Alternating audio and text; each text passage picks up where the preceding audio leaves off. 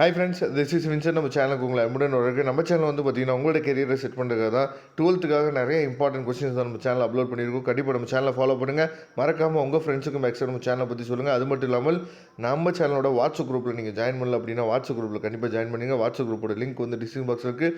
Okay friends, அதாவது இப்போ unit வைஸாக நம்ம என்ன பண்ண போகிறோம்னா 2 மார்க் கோல்டன் கொஸ்டின்ஸ் வந்து நம்ம பார்க்க போகிறோம். சரியா, இது வரைக்கும் பப்ளிக் கொஸ்டின்ஸ் கேட்ட கொஸ்டின், அதுக்கப்புறம் வந்து பார்த்திங்கன்னா இது வரைக்கும் நடந்த ஆஃப்லி எக்ஸாமினேஷனில் கேட்ட கொஸ்டின்ஸ், அதாவது both Tamil medium and English medium ரெண்டுமே இருக்கனால கண்டிப்பாக உங்களுக்கு வந்து இந்த வீடியோ வந்து உங்களுக்கு ரொம்பவே யூஸ்ஃபுல்லாக இருக்கும். சரியா, அதனால் உங்கள் ஃப்ரெண்ட்ஸுக்கு மேக்ஸிமம் என்னன்னு சொல்லி நம்ம சேனலை பற்றி சொல்லுங்கள். நாம் போடக்கூடிய வீடியோஸ் எல்லாமே உங்களுக்கு ரொம்பவே யூஸ்ஃபுல்லாக இருக்குன்னு நினைக்கிறேன். சரியா, கண்டிப்பாக நீங்கள் ஃபாலோ பண்ணிகிட்டே வாங்க. நீங்கள் பப்ளிக் எக்ஸாமில் நல்ல மார்க் வந்து நீங்கள் ஸ்கோர் பண்ணலாம். ஓகே, ஃபஸ்ட்டு கொஸ்டின் வந்து அதாவது யூனிட் 1 வந்து பார்த்தீங்கன்னா ஒளிவட்ட மின் இறக்கம் என்றால் என்ன? சரியா, அதாவது வாட் இஸ் கொரோனா டிஸ்சார்ஜ், அதுக்கப்புறம் வந்து பார்த்திங்கன்னா மின்புலத்தின் மதிப்பு காண்க அப்படின்னு சொல்லி ஒரு சம் வந்து கொடுத்துருக்காங்க. நமக்கு வந்து இந்த கொஸ்டின்ஸ் வந்து கேட்குறதுக்கு வாய்ப்பு இருக்குது. செப்டம்பர் 2020 கேட்டிருக்காங்க. சரியா, இதை தெளிவாக நீங்கள் பார்த்துங்க. அதுக்கப்புறம் நிலை மின்னழுத்தம் வரையறுக்கும் எலக்ட்ரோ ஸ்டாட்டிக் பொட்டன்ஷியல். சரியா, அதுக்கப்புறம் 4th ஒன்று வந்து பார்த்திங்கன்னா இந்த வாண்டிகிராஃப், அதாவது வாண்டிகிராஃப் வச்சு என்னாச்சு பார்த்தீங்கன்னா பெரும மின்னழுத்த வேறுபாட்டை கணக்கிடுங்க அப்படின்னு சொல்லி கொடுத்துருக்காங்க. சரியா, மேக்ஸிமம் பொட்டன்ஷியல் டிஃபரன்ஸ், இதையும் நமக்கு என்ன கேட்குறதுக்கு வாய்ப்பு இருக்குது. காஸ் விதி, காஸ் லா வந்து ரொம்ப ரொம்ப முக்கியமானது. அதுக்கப்புறம் மின்புலம் வரையறு எலக்ட்ரிக் ஃபீல்டு, அதுக்கப்புறம் மின்தேக்கு திறன் வரையறு. சரியா, டிஃபைன் கேபிட்டன்ஸ். சரியா, ரொம்ப ரொம்ப முக்கியமான கொஸ்டின். இதெல்லாம் வந்து பப்ளிக் கொஸ்டின்ஸில் ஆல்ரெடி கேட்டிருக்காங்க. சரியா, அதனால் கண்டிப்பாக நமக்கு வந்து ஆஃப்லி எக்ஸாமினேஷனுக்கும் சரி வரக்கூடிய பப்ளிக் எக்ஸாமினேஷனுக்கும் வர்றதுக்கு வாய்ப்புகள் வந்து அதிகமாக இருக்குது. அதுக்கப்புறம் செகண்ட் யூனிட்டில் வந்து பார்த்திங்க அப்படின்னா நமக்கு வந்து ஒரு சம் வந்து கொடுத்துருக்காங்க. சரியா, என்னென்னா எலக்ட்ரான் பெரும் முடுக்கத்தை கண்டுபிடி. சரியா, acceleration experience by the electron, அந்த கொஸ்டின் வந்து ரொம்ப முக்கியமானது பார்த்துங்க. பெல்டியர் விளைவு என்றால் வாட் இஸ் பெல்டியர் எஃபெக்ட்? சரியா, மின்தடை வரையறு, அதாவது டிஃபைன் எலக்ட்ரிக்கல் ரெசிஸ்டன்ஸ். சரியா, ரொம்ப ரொம்ப முக்கியமான கொஸ்டின். அதுக்கப்புறம் 2 சம் இருக்குது. சரியா, எதுக்காக இந்த சம்மை பற்றி நான் சொல்லிகிட்டே இருக்கேன் அப்படின்னா நமக்கு வந்து 2 மார்க் கம்பல்சரியில் கண்டிப்பாக நமக்கு வந்து என்ன பண்ணுறாங்க, சம்மு தான் கேட்குறாங்க. அதனால் இங்கே இருக்கக்கூடிய சம்ஸையும் நீங்கள் பார்த்துங்க. நான் திங்கக்கிழமை நீங்கள் எக்ஸாம் எழுதும் போது கூட இந்த கொஸ்டின்ஸ்லாம் உங்களுக்கு வந்து வரதுக்கு வாய்ப்புகள் அதிகமாக இருக்குது. சரியா, அதுக்கப்புறம் 6th ஒன்று வந்து பார்த்திங்க அப்படின்னா நமக்கு வந்து எலக்ட்ரானிக் எண்ணிக்கை கணக்கிடுன்னு சொல்லி கொஸ்டினில் சம் தான் கேட்டிருக்காங்க. அப்போ இது வரைக்கும் 3 பப்ளிக் எக்ஸாமில் செகண்ட் சாப்டரில் இருந்து தான் என்ன பண்ணிக்காச்சு பார்த்தா சம்ஸ் வந்து கேட்டிருக்காங்க. அப்போ இதுலேருந்து கொஞ்சம் என்னாச்சு பார்த்தா செகண்ட் சாப்டருக்கு நம்ம அதிகமாக முக்கியத்துவம் கொடுக்கணும் அப்படிங்கிறத நீங்கள் முடிவு பண்ணிக்கங்க.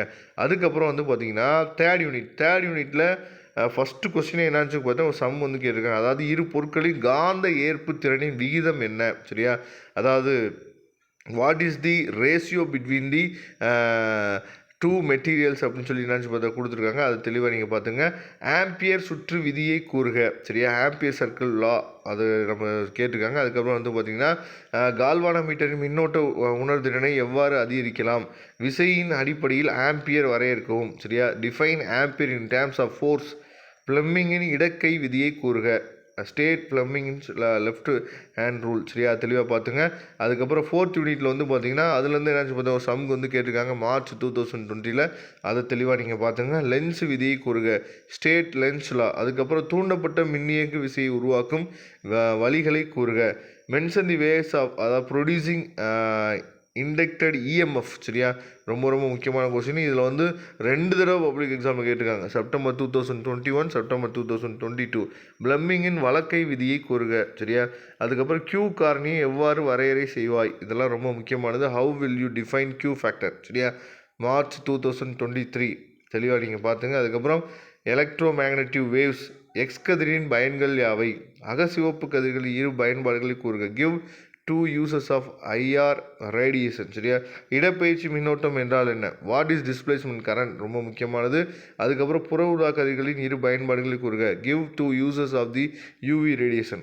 சரியா, அதை தெளிவாக பார்த்துங்க. அதுக்கப்புறம் ரே ஆப்டிக்ஸ் கதிரொலிகளில் வந்து பார்த்திங்கன்னா நம்ம வந்து யூனிட் நம்பர் 6, இது ரொம்ப ரொம்ப முக்கியமானது. அது ரொம்ப முக்கியமாக வானம் ஏன் நீல நிறமாக காட்சியளிக்கிறது, ஒய் டஸ் ஸ்கை அப்பியர் ப்ளூ. சரியா, ரொம்ப ரொம்ப முக்கியமான கொஸ்டின். அதுக்கப்புறம் வாட் ஆர் தி, அதாவது அண்மை அச்சு கதிர்கள் மற்றும் ஓரக்கதிர்கள் என்றால் என்ன அப்படின்னு சொல்லி கொடுத்துருங்க, மார்ஜினல் ரேஸ். சரியா, இதை தெளிவாக நீங்கள் பார்த்துங்க. அதுக்கப்புறம் ஒளி விலகல் எண் இது வந்து ஒரு சம் வந்து கொடுத்துருக்காங்க. அதை தெளிவாக நீங்கள் பார்த்துங்க. ஒளிவிலகல் எண் 1.33 கொண்ட தூய நீரின் வழியே செல்லும் ஒளியின் வேகத்தை கணக்கிடுக. சரியா? What is the speed of the light through it?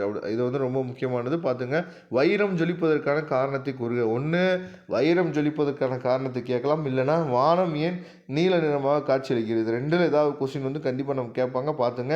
சூரிய உதயம் மற்றும் மறைவின் போது வானம் ஏன் சிவப்பு நிறமாக தோன்றுகிறது? இதெல்லாம் தெளிவாக நீங்கள் பார்த்துங்க. அதுக்கப்புறம் யூனிட் நம்பர் 7 வந்து பார்த்திங்கன்னா, அதாவது டிஃப்ரென்ஷியேட் பிட்வீன், சரியா, ப்ரொனல் அண்ட் ப்ரொனோப்சிக், சரியா, டைப்ஸ் ஆஃப் தி டிஃப்ரென்சியேஷன், விளிம்பு விளைவுகளுக்கு இடையே உள்ள வேறுபாடுகள் யாவை? அதே மாதிரி ஒளிவிலகல் எண் 1.5 கொண்ட கண்ணாடியின் தலைவிளைவு கோணத்தை காண்க. சரியா?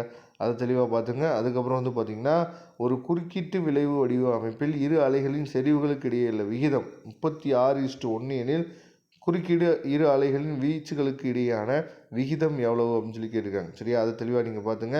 ஒளிவிலகல் எண் 1.5 கொண்ட கண்ணாடியின் தலைவிளைவு கோணத்தை காண்க. சரியா? தலைவிளைவு கோணம் வந்து கேட்குறாங்க, அதை தெளிவாக நீங்கள் பார்த்துங்க.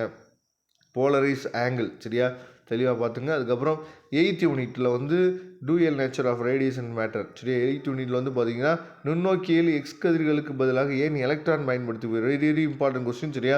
Y electron is preferred for X-ray in microscope. சரியா? ரொம்ப ரொம்ப முக்கியமான கொஸ்டின், பார்த்துங்க.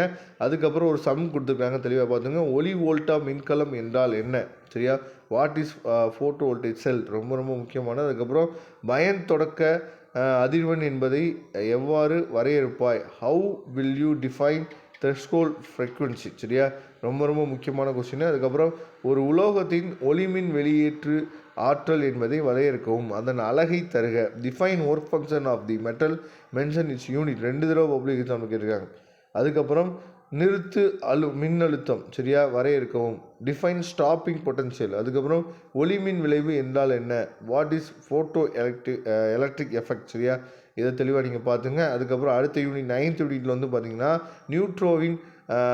நியூட்ரோனின் பண்புகளை எழுதுக. சரியா? அதுக்கப்புறம் நியூட்ரான் மற்றும் புரோட்டான் ஆகியவற்றை எந்த துகள்களினால் ஆனவை? அதுக்கப்புறம் அணுவின் ஆரத்தை கணக்கிடுங்கன்னு சொல்லி ஒரு சம் வந்து கொடுத்துருக்காங்க, ரொம்ப முக்கியமான, பார்த்துங்க. அணுவின் நிறை அலகு வரையறுக்கவும், அது ரொம்ப முக்கியமான கொஸ்டின். கதிரியக்க செயல்பாடு அல்லது சிதைவு வீதம் என்றால் என்ன? அலகு எழுதுக அப்படின்னு சொல்லி கொடுத்துருக்காங்க. What is mean by activity or decay rate? It's given it's யூனிட்ஸ்னு சொல்லி கொடுத்துருக்காங்க. அதுக்கப்புறம் 6th ஒன் வந்து பார்த்திங்கன்னா, ஒரு சம் வந்து கொடுத்துருக்காங்க, அலை நீளத்தை கணக்கிடுக. சரியா? ரொம்ப முக்கியமானது. கண்டிப்பாக நமக்கு இந்த தடவை பப்ளிக் எக்ஸாமில் கேட்குறதுக்கு வாய்ப்புகள் இருக்குது. அதுக்கப்புறம் கடைசியாக 10th யூனிட், அதாவது மாசூட்டல் என்பதன் பொருள் என்ன? What you mean by doping? சரியா? தாவு பரப்பு என்றால் என்ன? What is skip area? தாவு தொலைவு வரையறுக்கவும். டிஃபைன், அதாவது ஸ்கிப் டிஸ்டன்ஸ். திருத்துதல் என்றால் என்ன? What is reflection? சரியா? அதுக்கப்புறம் வந்து பார்த்திங்கன்னா, ஒரு முழு அலை திருத்தியின் மின் சுற்று வரைபடம் வரைக. Draw the circuit diagram for the full wave reflector. சரியா? உள்ளார்ந்த மற்றும் புறவியலான குறை கடத்திகளை வேறுபடுத்துக. டிஃப்ரென்ஷியேட் பிட்வீன் தி, அதாவது இன்டர்சிங் அண்ட் எக்ஸ்டர்னல். சரியா? Semi conductor. சரியா? ரொம்ப ரொம்ப முக்கியமான கொஸ்டின்ஸு. இது எல்லாமே ரொம்ப முக்கியமானது, தெளிவாக நீங்கள் பார்த்துங்க. 2 மார்க்கில் இதை தாண்டி நமக்கு கொஸ்டின்ஸ் வர்றதுக்கு வாய்ப்புகள் ரொம்ப குறைவு. சரியா? கவனமாக இதை பார்த்துங்க. முக்கியமாக சம்ஸ் வந்து கொடுத்துருக்கத இதை மட்டுமா நீங்கள் தெளிவாக நீங்கள் பாருங்கள். 2 மார்க் கம்பல்சரியை பற்றி நீங்கள் கவலையே பட தேவையில்லை. Okay friends, thank you. நம்ம நெக்ஸ்ட் வீடியோ பார்க்கலாம். அதுவரை முடிந்து விடைபெறுவது உங்கள் நண்பன் வின்சென்ட். தேங்க்யூ.